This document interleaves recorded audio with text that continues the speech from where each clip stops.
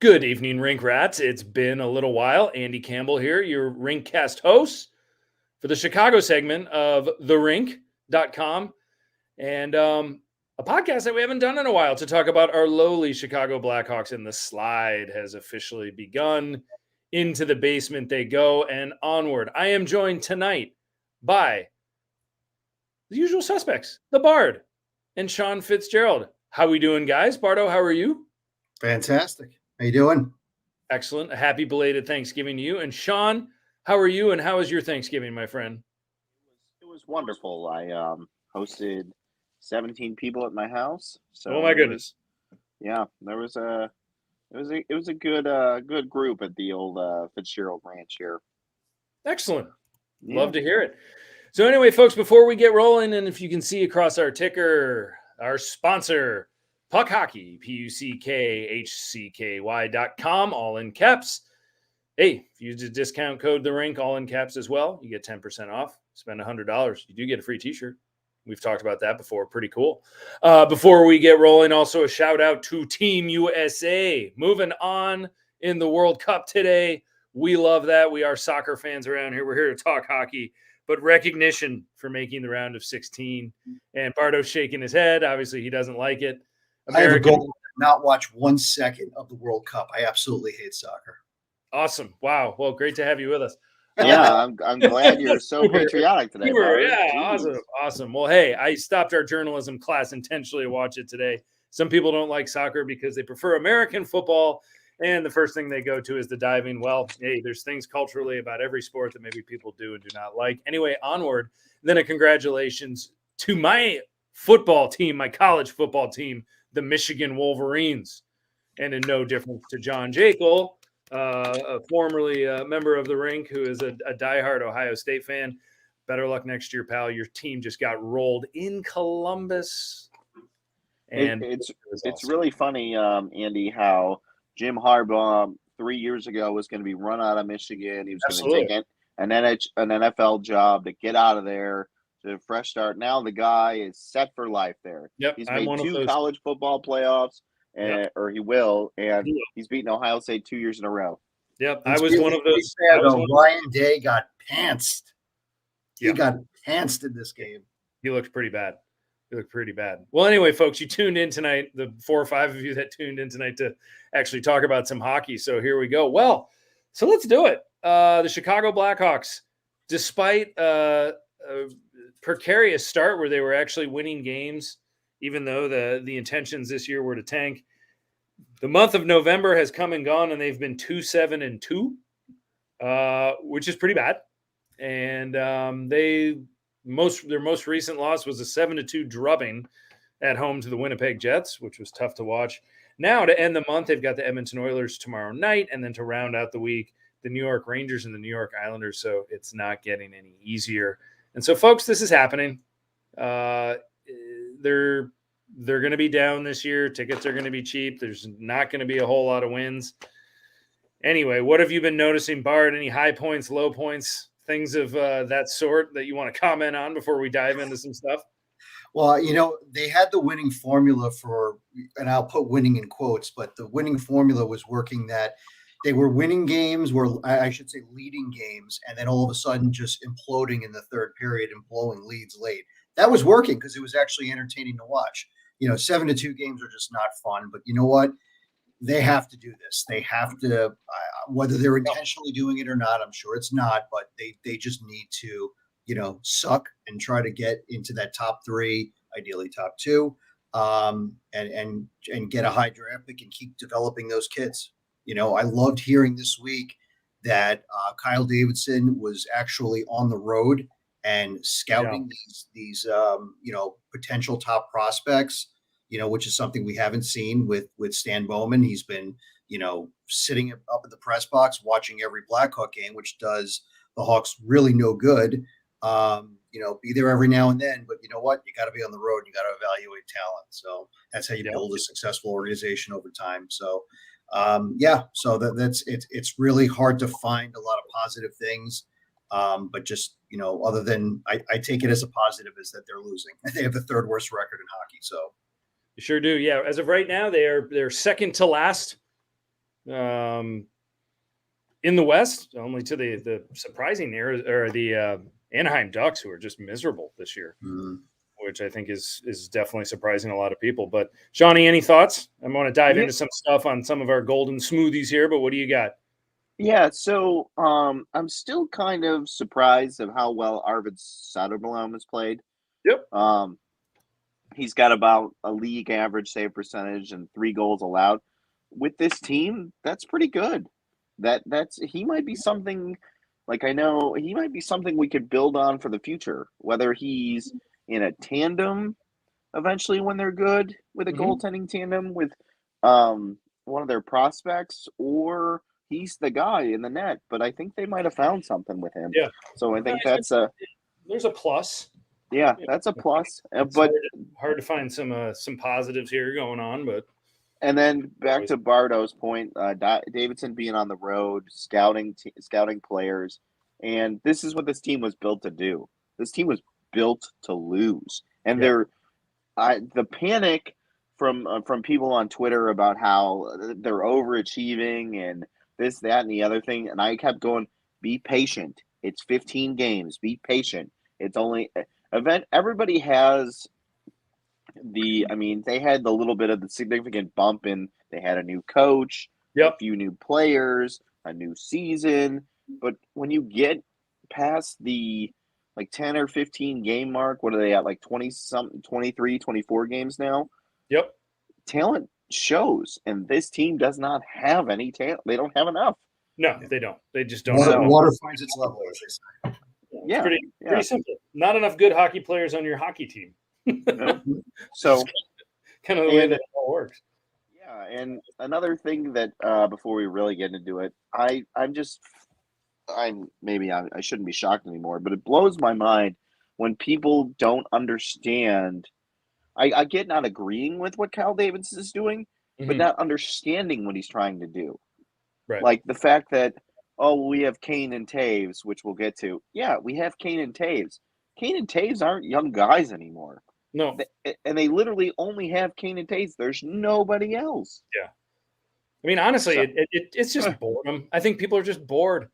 I mean, it's like you knew the tank was going to happen. You're not sure what to do. I mean, if you look at Mark Lazarus' article from last night or 2 nights ago, as soon as the game ended, he had an article on Patrick Kane, hoping that people are going to pay attention. Sure, I was one of those that read him, so it worked, Mark.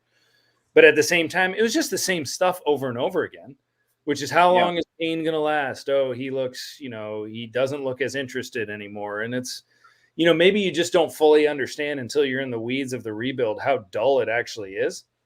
But I mean, here we are. I mean, we're all talking about the same things over and over and over again. So, I mean, people bagging on Davidson, I just don't think people have anything better to do. There's nothing good to talk about with this team. So I hear you, though. I feel you, Shawnee, and it does bother me saying, I mean, some people on Twitter are saying, oh my gosh, hopefully they'll find a new GM or don't let Davidson draft. And I don't understand that. I mean, he got into the draft in July and acquired 3 first-round draft picks, one of which looks pretty darn good. And Korchinski, who showed some early signs, we don't know if he's going to pan out, but to say you don't want that guy drafting, that's kind of asinine. Yeah, truly. You need as many bites of the apple as possible, and that's what he gave himself. He gave 3 bites of the apple. Yeah, I mean, the other thing that Kyle Davidson is doing is he is patching up a boat with holes in it that Stan Bowman created. Yep. I mean, this thing is just a mess that he had nothing to do with. Right. And people have to understand that draft picks are really lottery tickets. The more you have, and it's like the more chances you can get right, or the more chances you could also get wrong. But I think going back to the Kane thing, I think with him, to his credit, I think he didn't run to Kyle Davidson and ownership and say, I want out. You guys are rebuilding. I mean, he tried to legitimately make it work. So maybe now he's seeing really what the reality is. And it's like, okay, maybe it's time for me to move on. Yeah. And he's the only person that knows that. Yeah. And he's the only person that knows that. And you know what? I think, and if he turns around tomorrow or the week after, next month, and says, I'd like to request a trade, no one can get mad at him because, quite frankly, he's given his all to this organization. 3 Stanley Cups, a Hall of Fame career. He's going to have his banner, raised up there. to the rafters of the UC. But, no one can be pissed at this guy because, quite frankly, he did the noble thing where he basically said he knew this was rebuilding and he was going to give it a try. Yeah, no, 100%. And I mean, right now with Kyle Davidson, I mean, you've got 2 picks right now, 2 first-round picks right now. Yep. You've got one from the Brandon Hagel trade, which will be a low first-round pick, and then you have whatever pick the Hawks have, which, God forbid, it ends up being 10 or higher if something really bad happens in the lottery. But I think that the way that they're trending, there is hope that they could be in the top 3 or the top 5 for that matter, which is great. Well, speaking of Patrick Kane, so obviously that article, sure, maybe his body language isn't what he used to. He does look like he's getting frustrated out there. And he looked like he was getting frustrated with a lot of players in the beginning. I mean, he was getting frustrated with Seth Jones early in the season before Seth Jones's injury. But so Patrick Kane is in the 21 games that the Blackhawks have played so far. This is a slower start for him than is the usual. And he's 34 years old. He's got 3 goals, 13 assists, 16 points in the 21 games, which certainly isn't horrible, but not the norm for him. He is minus 10, which has become the norm for him in some of these losing seasons, partly because who he's playing with, partly because he is a purely offensive-minded player. But are we actually seeing the decline of Patrick Kane finally? Like, is this a real decline, or is this just a guy who's I'm just not really feeling this right now? Let's go Shawnee and then Bardo, if that works. Is this real? Is he starting to fade? I don't believe it. I don't think it's real. I think this is the least amount of talent he's played with in his entire NHL tenure. Think about it. Like, his rookie year, he still had Marty Havlat on the team.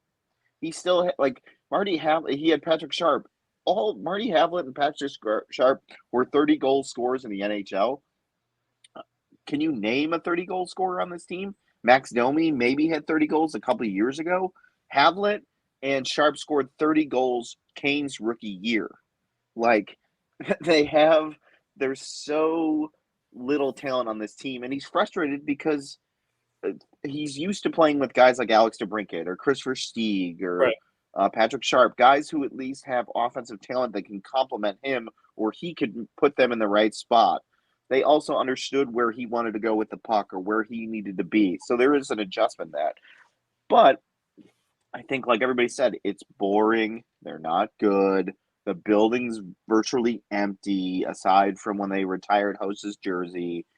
And even then, him and Toews and everybody else sat for an hour before the game, before they actually got to play.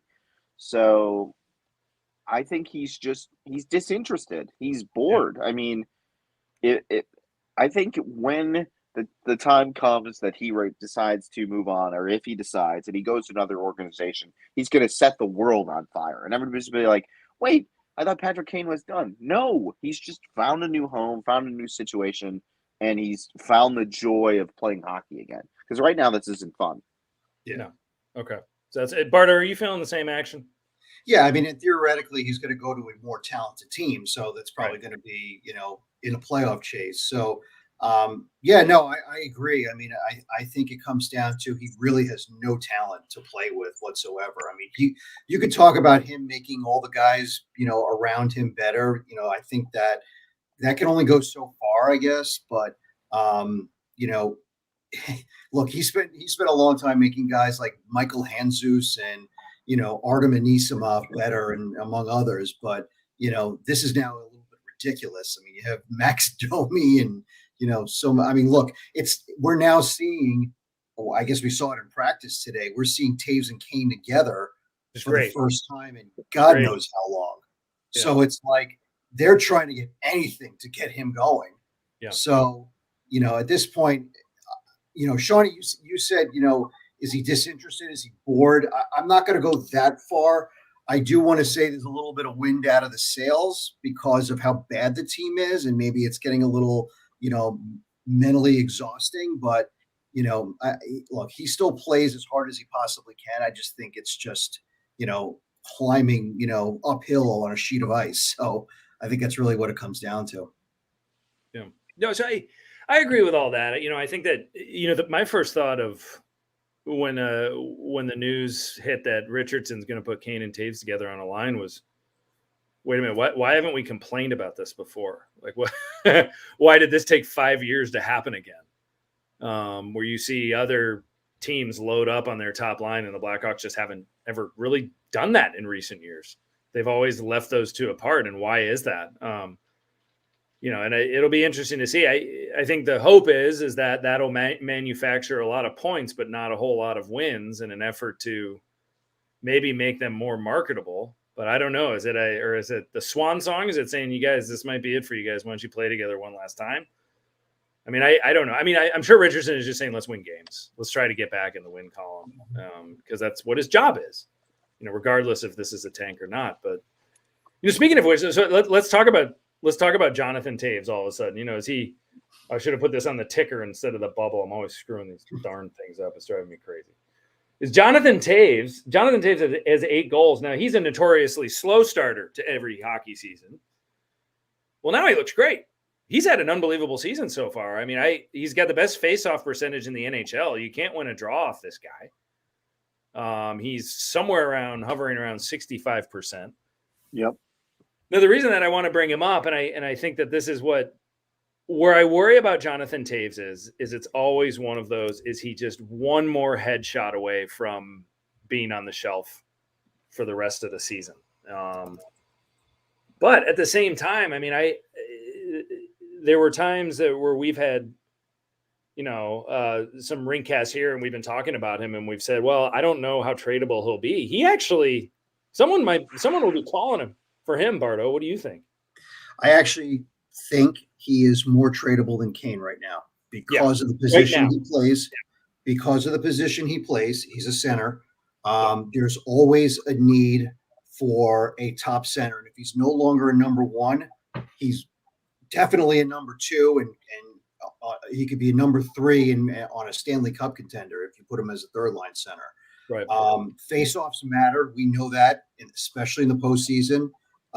He could still play defense, so he could act as your shutdown guy. He can score. You could put him on special teams. He could play in any situation. So to me, I would want that for the stretch run because of just the position that he plays. And look, it's nothing. I'm not slighting Kane. Kane is great and certainly is desirable for a team needing offense. But to get a big time center like him and a leader like him who's played so many playoff games, oh God! I mean that to me, you find me a young team right now. I'm trying to think of a team. Maybe it's New Jersey or somebody like that. That's all of a sudden looks really good, and you want to take a shot and get somebody who's a rental. I would take a shot at him 100%. Yeah. I mean, there'll be a lot of teams that will need help down the middle, as you indicated. And I mean, maybe more marketable. I mean, and again, we're talking about a prorated salary. The Hawks will still have to eat some of that. He's got a wave. He decides where he wants to go. Shawnee, let's play devil's advocate. We've done this with Kane. We haven't done it as much with Toews before. Who are some suitors for Jonathan Toews? Who needs help down the middle as of right now? I mean, now it's December 1. Come Thursday. So now teams are starting to think about, all right, we're not at the midway point. We're at that part of the season where we know what we've got and we know what we need. In a couple months, who's going to be calling for Jonathan Toews? Dallas could call for him. Okay. Dallas could use a center. Yeah. Vegas is always feeling froggy. They could always make a deal for a center. I think Bardo hit it right, though. I think the Devils are like overachieving. They're a young team. I think Toews brings a cachet that a lot of guys on their team don't have. I mean, he brings 3 Stanley Cup championship rings into their building immediately. He's got that championship mentality. Like he could, you could put him with, you could play him. You could put him and Hersher on a line, or you could put him with Hughes, or you could do all kinds of stuff with him on the Devils, and I think that would be a spot where he'd fit in perfectly. And like Bardo said, and you said, he's going to be a rental. He's not going to cost you, like the Hawks are going to eat probably 50% of his salary. The one caveat, obviously, is the injury history and his shooting percentage right now. He's shooting 20%. Yeah, that's not sustainable. Yeah. Yeah, that's Yeah, that's not sustainable. So eventually it'll come back. But right now he's got 8 goals. He only had 12 all of last season. And remember, last season he was coming back like from being out, not playing for an entire year, not being healthy. Right. He plays about 17.5 minutes a night. That's probably where his sweet spot is. Maybe on a contending team, maybe he plays a little less.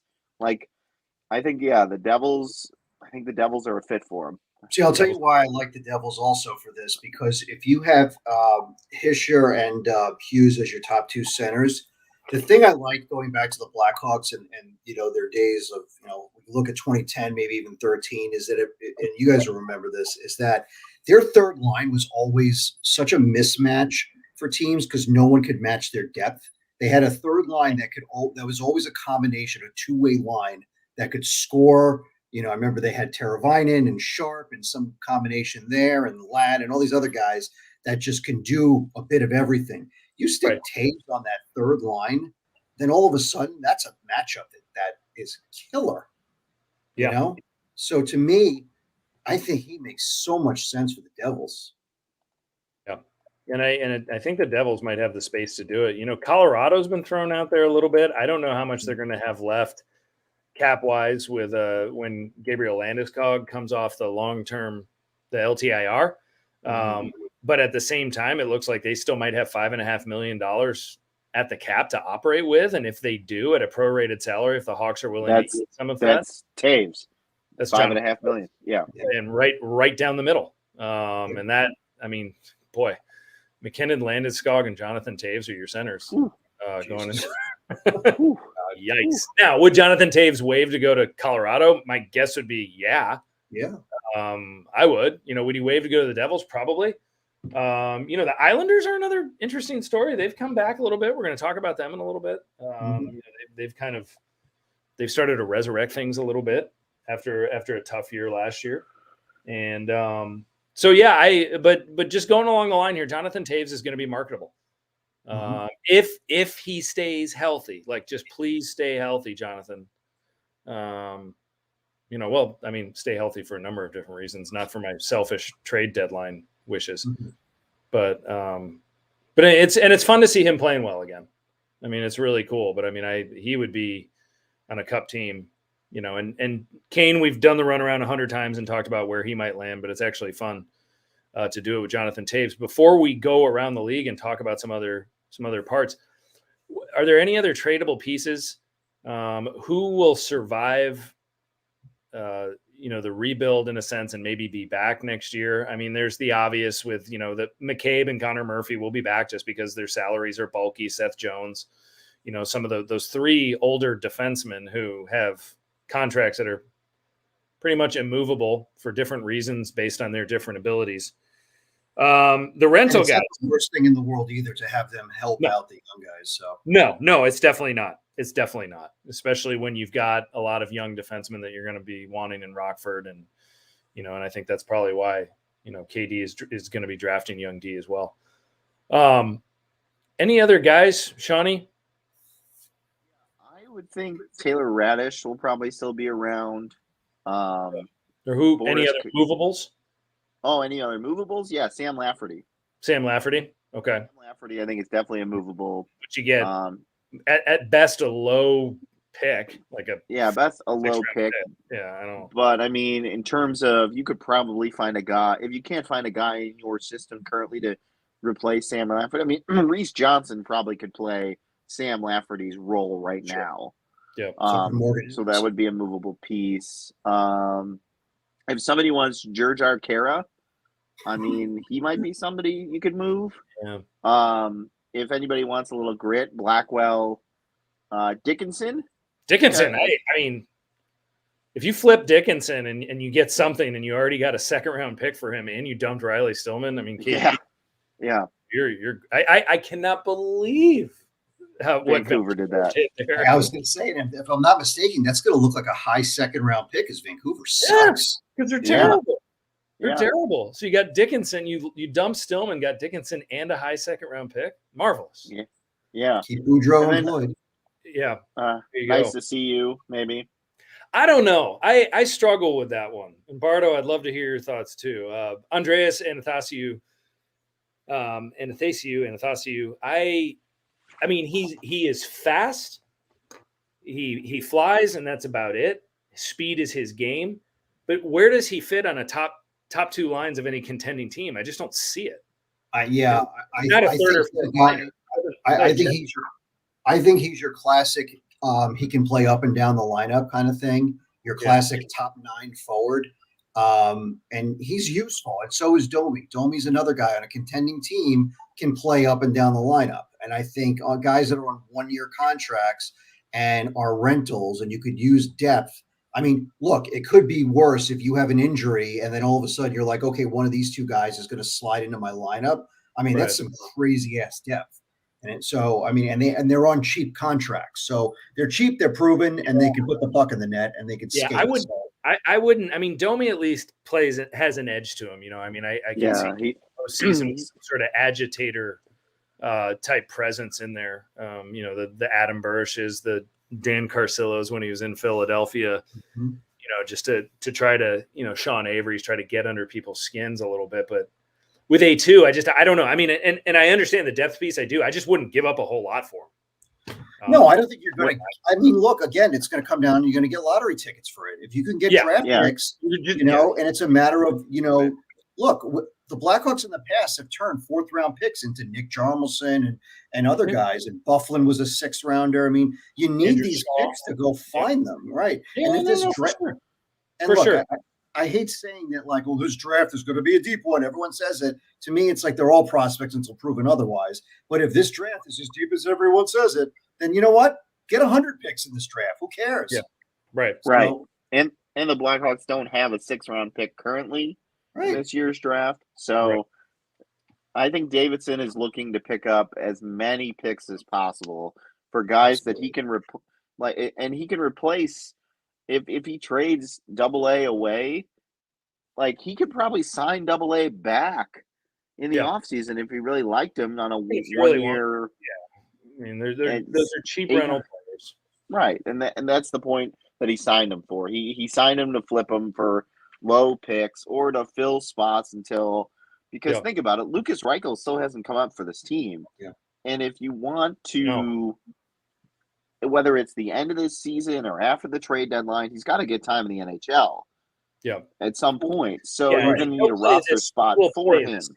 Yeah, he will definitely play this season. So you need a roster spot for him. What you also do with these, with these players is you get rid of whatever their low cap is, and what you do is you create more cap, and then if you want, you could take somebody's anchor of a contract back because you're probably going to get rid of Toews and Kane.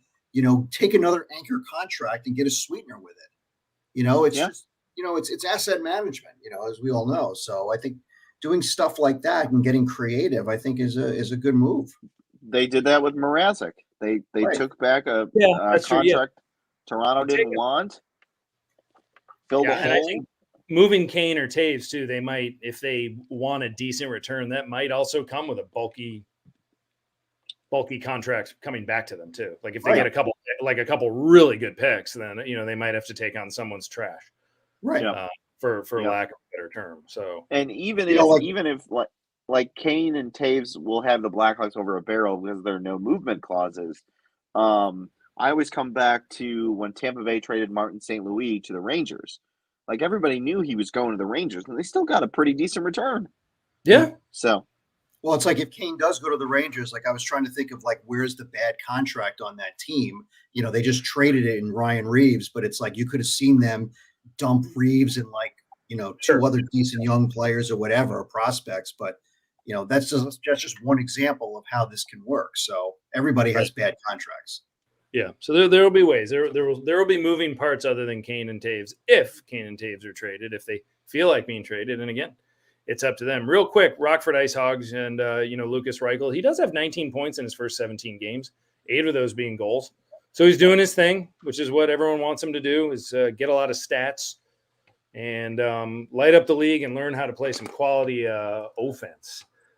So let's real quick, diverting a little bit from our lowly Blackhawks. And, Bardo, something that you just mentioned the New York Rangers and some of their contracts. One of the things we want to start talking about is December 1st is a day or two away, 2 days away, depending on how you count it, 36 hours away, whatever. Some surprise teams in the NHL. New York Rangers aren't really doing so hot. They're out of the playoff picture as of right now.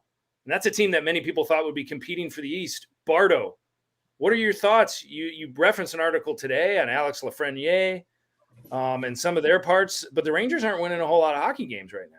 Yeah, and it's interesting. This whole tri-state area where I live in New York. I mean, it's you look at the surprises. Between the Rangers sort of underachieving, the Devils overachieving. I don't think many people knew where the Islanders were going to go off of a bad year, but now they're actually playing very well. So, and we'll see if it holds up. But yeah, I mean the Rangers. I mean, look. Shesterkin threw himself under the bus yesterday. I mean, he hasn't looked as great as he was last year. They've been, terrible defensively, and then offensively, there's a lot of inconsistencies. We still haven't seen the two top draft picks, Kakko and Lafreniere, break out. Right. We, I would say that it's still somewhat early. I guess they can go on a run, but it's right now. I mean, a lot of people are also calling for the coach's head a little bit and saying his moves are questionable, which is certainly, there's an argument for that. Easy thing to do. Yeah. Yeah. I mean, it's an easy thing to do. Exactly. But, there's been some trends going back to last year in terms of how he manages the power play, et cetera, and team minutes. But, it's interesting. And then the Devils, wow. I mean, geez, they've been incredible. So, the goaltending move they made in the offseason, as with the kid from Washington, Vitek, he's been great. So, and a lot of their young players. They have a really balanced attack this year, too. Yeah, their young players are blossoming. Hughes and Heischer, who we just talked about, and Hamilton's leading the way on the back end, and they've got some other young guys that have played well. And I think with the Islanders, I mean, it's interesting because they're we knew they had talent. They were underachieving last year. They brought more or less the same roster back, but I don't know. I guess the distractions of playing your first 20 games on the road and dealing with the COVID stuff, and now they're just playing a normal season. This coach they seem to like very much, your guy Lane Lambert. So yeah, I always found him really impressive, and they had the roster last year. They were just a total. Yeah. They just took a total dive. Yeah, but they were a train wreck, and you know what? I can't really tell. I mean, what's changed with Lambert, but they seem to be playing a lot better. But yeah, I like that. I like that a lot. I'm gonna go real quick and stay in the East, and since we're doing that, and then Shawnee, I want to hear some of your thoughts on what's going on in the West. But I guess some surprise teams, and I don't know if I'm that surprised. I put money on this team to make it to the Stanley Cup Finals, but the Boston Bruins they're so hot right now. And obviously I live in the Boston area, and so it's what I pay attention to. They're second in the East, only to the New Jersey Devils. New Jersey's got 3 games in hand, but a few things going on right now. Jimmy Montgomery got a second chance. That's number one. Bruce Cassidy, they had been through that. The players had gone through his song and dance. It had gotten stale. It had gotten old.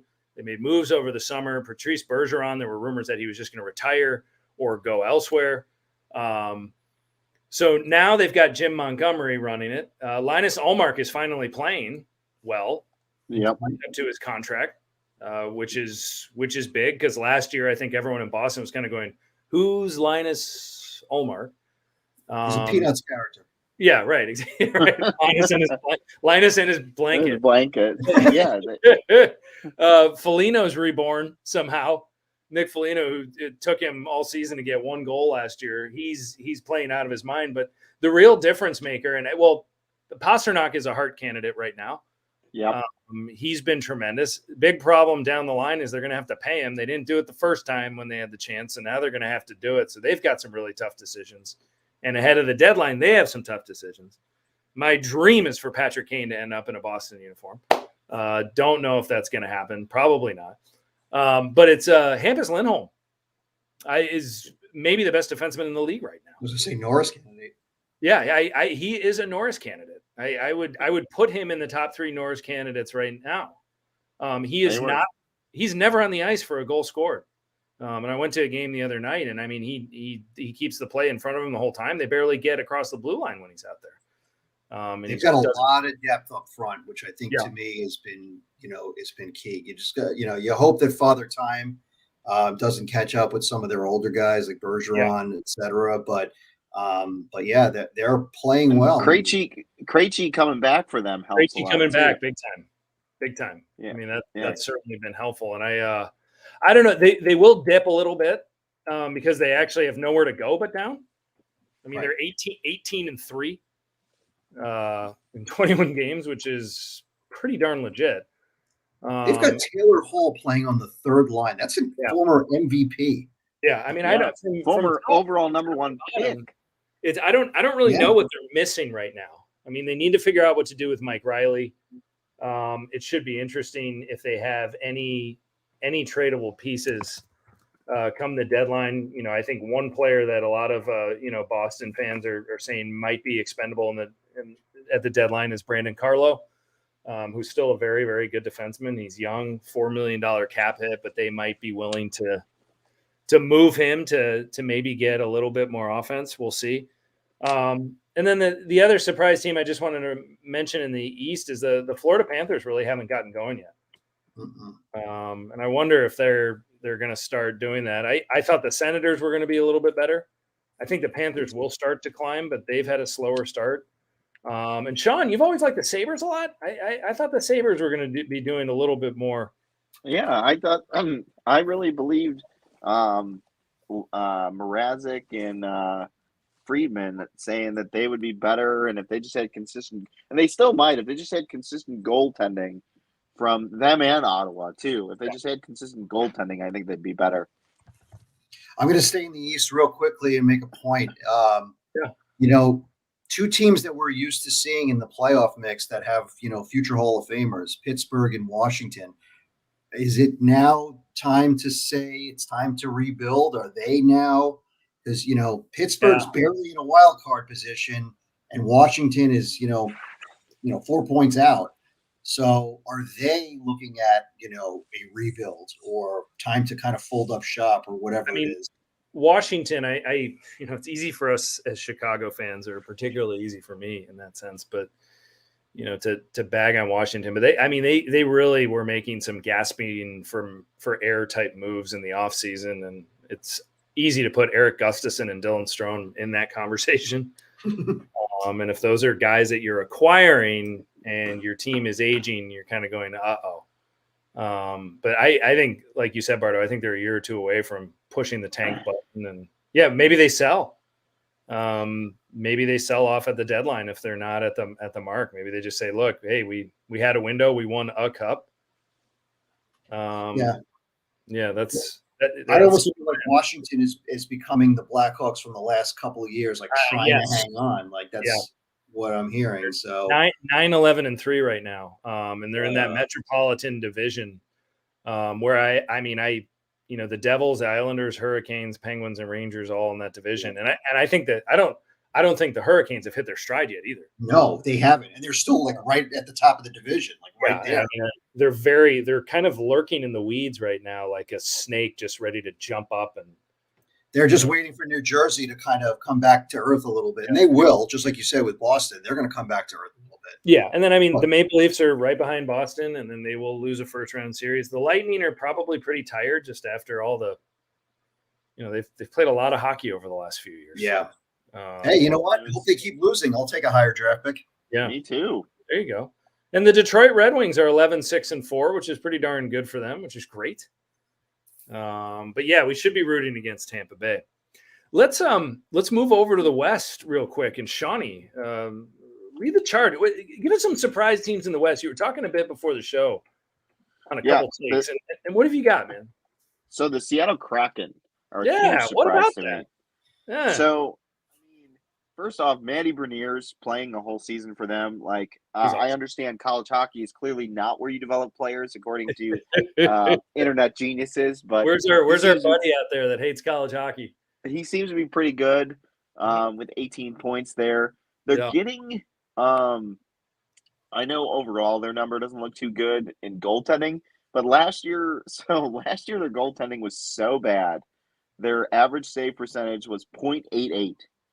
This year it's not much better. It's .895, but league average is only .90 right now. So they're playing about league average goaltending. Last year they were so far below league average goaltending. They couldn't make saves.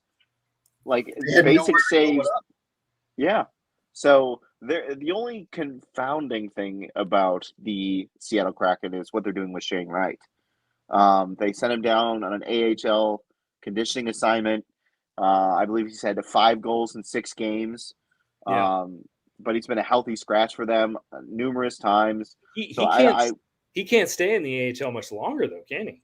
No, I think it's only like 10 or 15. I think it's 10 or 15 games you could stay in the AHL. They're going to have to. He has to go back to Seattle or go to his junior team. Isn't that right? I believe so. Yeah, because I don't think he's hit the 10-game mark in the NHL yet. Because you have to play at least 10 games in the NHL before they can't send you down and they burn your first year of your ELC. So, but that's Matty Bernier's legit Calder candidate right now. Yeah, fair. Yeah, fair. Yeah, and they're getting decent goaltending from Martin Jones, who everybody thought was washed. And so yeah, they're surprised. They're a surprise, and then the Dallas Stars, to me, especially, they're playing really well. Especially a guy who really lit up the Blackhawks last time they played them, and is having a great season that I think nobody's talking about. Jason Robertson. Yeah, he's unbelievable. Robertson has 19 goals already. He had 41 all of last season. Just signed a new deal, signed a 4-year deal, I think, after last season. He's second. He leads the team in points more than Jamie Benn right now. And he's only 23 years old. Mm-hmm. Wow. Like, he's one of the top scorers in the NHL right now. So that's kind of a shock. And it's kind of cool. I mean, he's a Filipino-American. There hasn't been many of those players in the NHL like that. So that's pretty cool. In that he's a unique individual out there, so that was really cool. Yeah, Rope Hintz is a nice player too. I mean, they've got a good squad. He got an extension today. He just signed 8-year deal. 8-year deal. Maybe not what we think it should be, but we'll see how it goes. I mean, last year his rookie year, by the way, Robertson was second in the Calder Cup voting. Got it. Yeah, and he had 17 goals, and then he jumped to 41 this year, or the prior year, and now he's at 19. So that's kind of a shock for me. And then Winnipeg Jets are kind of surprising too. I thought they were. Yeah, they've come on. Yeah, they're going to take a step back. So there's some surprising teams. Are you surprised? Are you surprised at all about Vegas leading the West right now? That's what I am actually, just because we didn't think they were going to be good, and their roster is always such in flux. I think when they're healthy, though, like when they're really healthy, I think they've got, Stone, Shea Theodore, Eichel, Pietrangelo. Like they've got a good team. They're just, it's all dependent. They're not deep. It's all top heavy.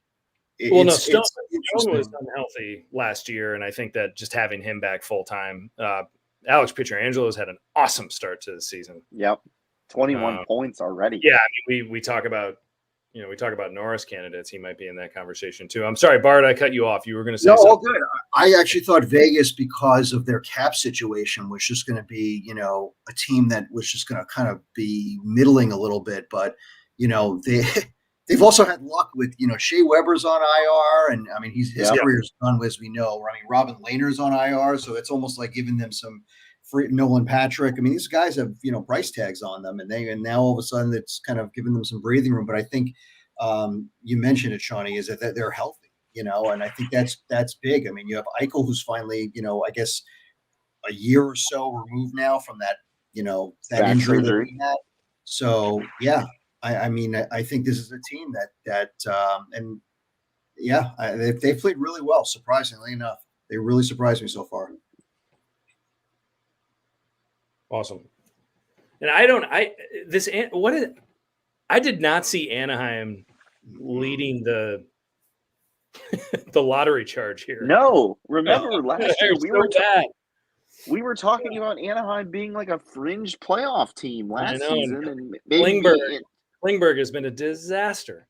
He's been a disaster, but that injury, I think we talked about in our last podcast, was to Drysdale. Yeah.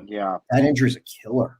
I mean, they were relying on him as like their top D, right next to Klingberg. So that's a killer. I think he's done for the season, but yeah, I think they're saying 4 to 6 months. Yeah. Can we talk about also Vancouver being a disappointment? I mean, I don't think any of us are big Bruce Boudreau fans, but I mean, I think we saw a crop of nice talent over there, nice young talent, since the Sedin era kind of went away. And they've kind of been confounding for the last couple of years. They've had last year when they brought players. Yeah. Didn't they bring Boudreau in last year, or was it the year before? I think it was last year. And they to right the ship, and then they kind of played a little bit better. Yeah. And they kept him on, and then they brought in former Blackhawks great coach Jeremy Colleton to coach their AHL team, which I still don't understand how he has a job in North America. Yeah. But yeah, they've got talented guys on that team. I don't understand what the issue is in Vancouver. Yeah. And then of course we have I don't really want to talk about the Coyotes right now because that just gets me very upset. Just the fact that they're still in Arizona and it's still not working, and I don't know. I did watch one of their early home games on ESPN Plus. I did stay up late one night and watch one of their games, and it was pretty interesting. I mean, Buccigross and I can't remember who else was calling that game. They were trying to inject some life into it, and the fans seemed to be into it because it's a college hockey arena that only holds like 8. I think there was like 8,000 people at the game. So yeah, and I know at least me personally. Before I had to do some home renovations, my wife and I had talked about lovely. Yeah, possibly going to Arizona for spring training and then swinging through and catching the Coyotes play somebody at Arizona State University. Yeah, so, right. Just to experience that. Yeah, that'd be kind of fun. Actually, that'd be really fun. You should do that. Two other teams I just want to reference. I think Calgary and St. Louis are going to climb back. St. Louis had a really slow start. Calgary, their deck of cards has changed so much. They really are missing. They've got a lot of good forwards, but they don't have anyone that dynamic. Right. They're missing Johnny Gaudreau. Yeah, they're going to be a tough team to play against. But they've got a lot of grit, but I just don't think they have a whole lot of flash. It just doesn't seem like a whole lot of like high level talent. They just seem like they've got like 9 Tyler Toffoli's in their top 9. Mm-hmm. Minnesota moving up? What's that? You see Minnesota moving up? Maybe a little bit. I don't know. Yeah, they get to beat up on the Hawks, so that'll help them. And then I don't, and obviously we haven't seen the best of Colorado yet this year either. No. I was a lot like Carolina. They haven't hit their stride. Yeah, I don't think you can, understate the loss of Gabriel Landeskog and what he means to that team. Nathan McKinnon obviously gets all the highlights, but Landeskog is in a sense like their Marian Hossa. He's that guy where it's just the team dynamic is just totally different without him around. And anytime they have a player in a slump, they put him on a line with the Cogger, and then the guy's out of the slump. Yep. He's that kind of player for them. So. Which, can we bring it back to, I know you mentioned Marian Hossa, and I had ordered one of those Hossa 81 t-shirts. What did you guys think of the ceremony, the presentation, and the banner raising of his number? Oh, it was great. I paid attention to it. I got nostalgic. It was good to see the guys in the building and, some of the golden smoothies coming back. It did kind of hit triggers of, gosh, that actually was a long time ago when we were winning. Yeah. It definitely had that feeling of, boy, that wasn't yesterday. No. It wasn't. I did like that Eddie Olczyk came back to do it. I thought that was a really nice touch. having him there, being a part of all of it. Yeah. Marion Hossa, Seabrook and Jalmerson, and having all those guys. I mean, it was pretty cool, but those days are gone. Great ceremony. Yeah, great ceremony, well deserved. Glad they did it. 81. I think it's also cool that he's the only one that's ever worn 81 for the Blackhawks, and no one ever will again. That's cool. I didn't realize really cool. I didn't realize that until they made a point to mention that several times in the ceremony. But I thought that was really cool too. Yeah. And then, sorry, go ahead. I don't remember where I was going now. Oh, sorry. No, you're good. Any other final thoughts from around the league or anything else that you guys want to mention before we close up shop for the night, or any shout outs to anyone in particular? No? Bardo? Shawnee? All right, well, then I'll do a shout out real quick here. I just I work at a boarding school, and, just a shout out to the girls and boys hockey teams at Brooks School, about to embark on their seasons. Tomorrow, the girls hockey team they're hosting Cushing. We're looking forward to their new beginning, their new season, brand new coaching staff. Ashley, you've listened to the podcast before. We're rooting for you. Bean Clark, great assistant coach. Lori Charpentier back on the ice. It's going to be a great group this year. Shout out to the boys hockey team. A little bit of a dust up in their first scrimmage last night versus visiting Lawrence. They got dusted up, unfortunately. 3-0. Couldn't get on the score sheet. Got some things to work out. Figuring out a press forecheck and need some movement with their forwards in the neutral zone, but they'll get there. They got good leadership with the OC, Owen Christopher. He's an all-ISL baseball player. Jeremy Emsch, all-ISL football player, another captain. Will Rasir and Jake Lapani are their other captains. So they're playing Pingree Friday night. So just want to give a shout-out to that crew and wish them luck in the beginning of their season. Go Brooks hockey. Should be a fun season. Cushy Academy is a legendary program for hockey. Oh, big time. God, they've been around forever. I mean, I can't imagine how many NHL players that went there. So, yep, it's funny. Yeah, I mean, when I remember playing against Cushing when I was at Tabor Academy, and that year they were 36-1-1 in 1996, and their defensemen were Tom Pody and Bobby Allen, and Pete Metcalf, and we didn't do so hot against them. I was going to say, were you guys the one loss against them, or I remember the first time the 36. No, the first time we played them, we lost 8-2, and we were like, "Hey, not bad, guys, not bad." So. Is Thayer Academy still a big time program? What's that? Is Thayer Academy still a big time program up there? They're still big out here. They're in the ISL. That's Roenick and Amante, I think, is old stomping grounds. Yep, Tony Amani was the head coach of Thayer up until I think he just stepped down. I'll have to look that up, but did he step away from the buffet table or two? Or I don't know about that. But but prep school hockey is about to start up, and the ISL in here in the Boston area is quite good. Govs always has good teams. Belmont Hill, a storied power. My D partner from college, Brian Finney's the head coach. Good luck to you, Brian. And so a lot of good hockey out here. A lot of good hockey. Mm-hmm. And we, the Catholic League by me, Marist, Brother Rice, St. Rita, Mount Carmel, all those schools will battle for the Kennedy Cup at some point this year. So those are always good rivalry days. We used to chant obscene things at those hockey games. Yeah, well, then we'll leave those. We'll leave those in the back burner for now. We'll open for sure. All right, folks. Well, thank you so much for joining us tonight. Go Hawks. We'll see how it goes. Sorry, that's my son Riley in the background, giggling away in his Blackhawk pants. Good night, Riley. Thank you. All right. Little 80. That's awesome. And when I do get my Hossa 81 shirt, I will make sure to wear it on the pod. Awesome. So everyone can see. Love it. Well, thanks, guys. Thanks, Bardo.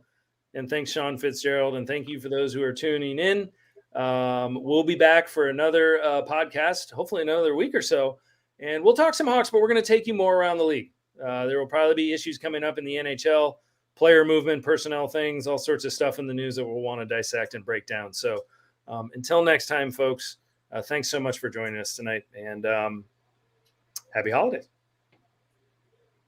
Adam Fantilli, I want you bad.